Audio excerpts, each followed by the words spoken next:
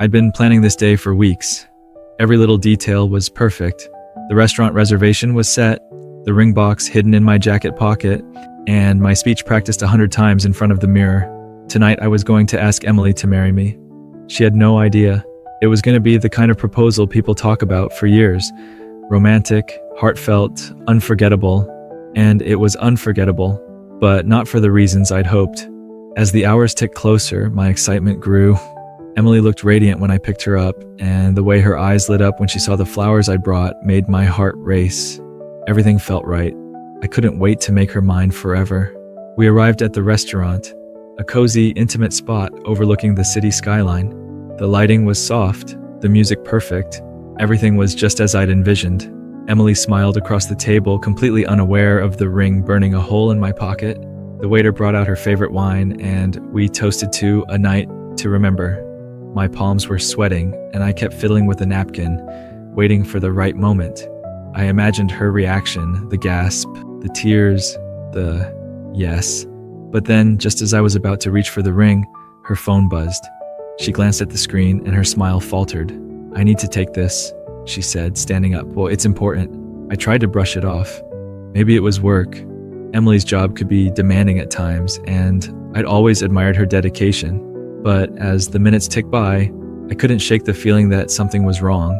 She came back, her expression different, distant, distracted.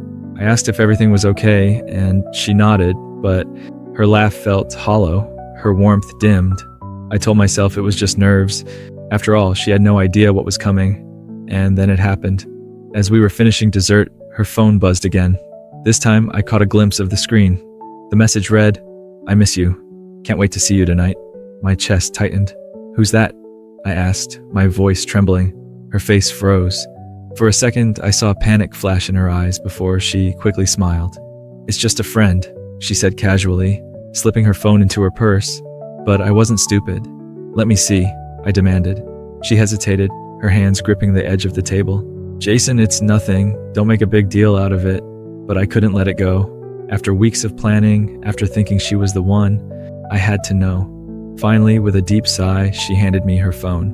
And there it was. Text from another man. Romantic, intimate, explicit. My world shattered.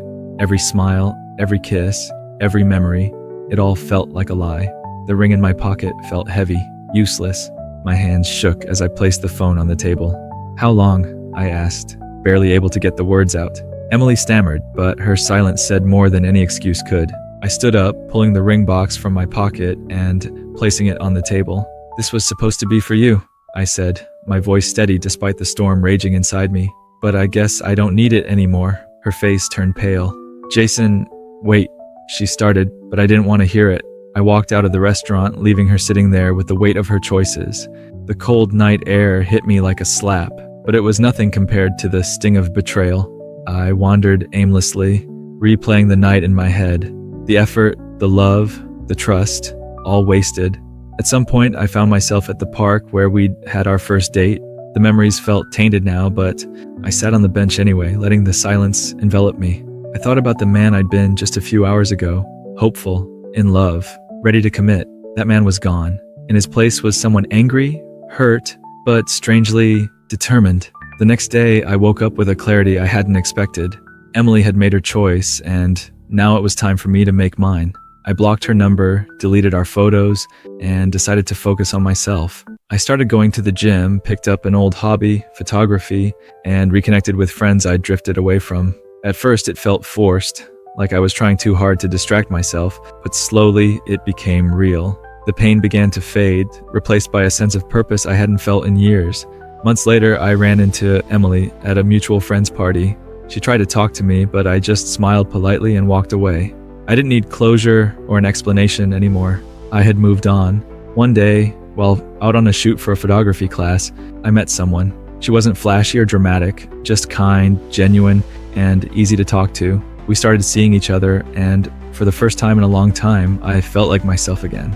Emily's betrayal had broken me, but it also gave me a chance to rebuild, stronger, smarter, and more self-assured. Sometimes the worst moments lead to the best transformations.